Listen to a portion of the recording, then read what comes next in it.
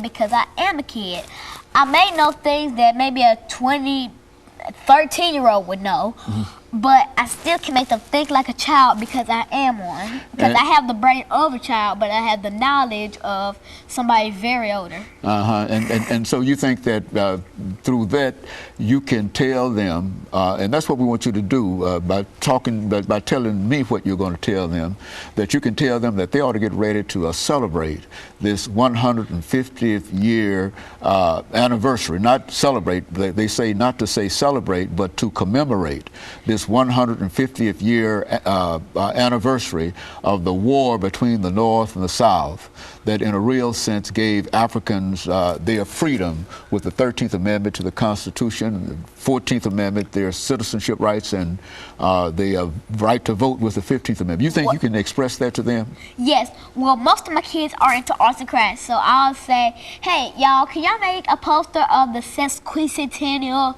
the 150th anniversary of the Civil War? And they be like, give me a couple facts and I can make it happen. I'll send them in some pictures, give them some information, write them down some cards, and they can make a heck out of a couple facts and some cards. They can make the greatest poster you have ever seen, because once we made posters on animals that we picked.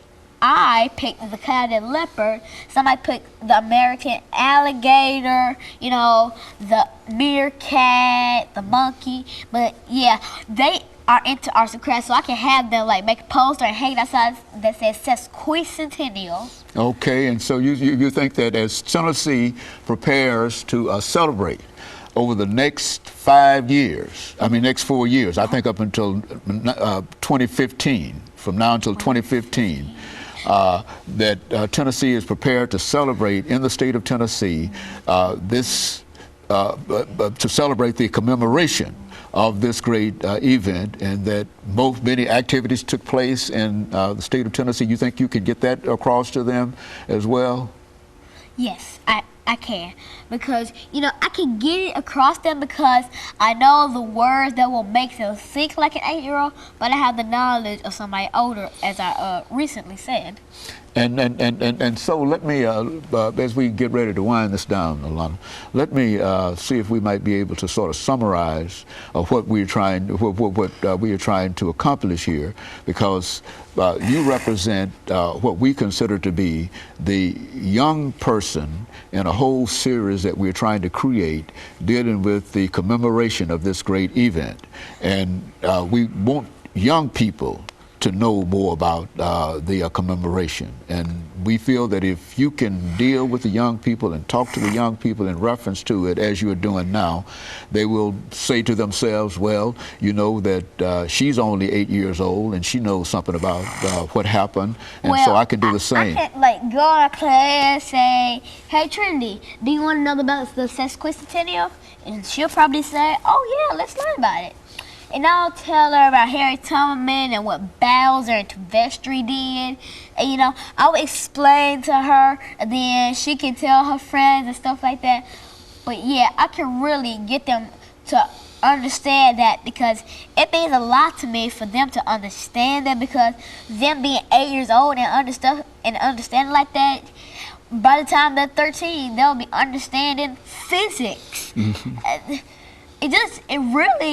It strengthens me to know that all the kids have the opportunity to learn about all the good stuff that comes with learning. Very good. And Alana, we've got about a minute. Let me, over this last minute, thank you for coming by and giving us that excellent information. And I think that even though we might have in some instances stumbled through it together, I think that the idea here was to simply give our audience an opportunity and give your young people an opportunity to know that this is something that a commemoration that's important to all ages.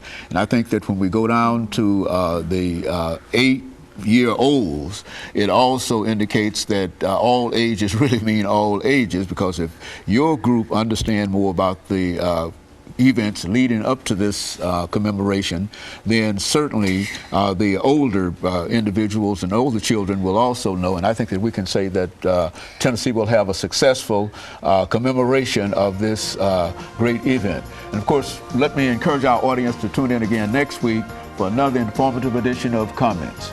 Thank you and good Good morning. morning.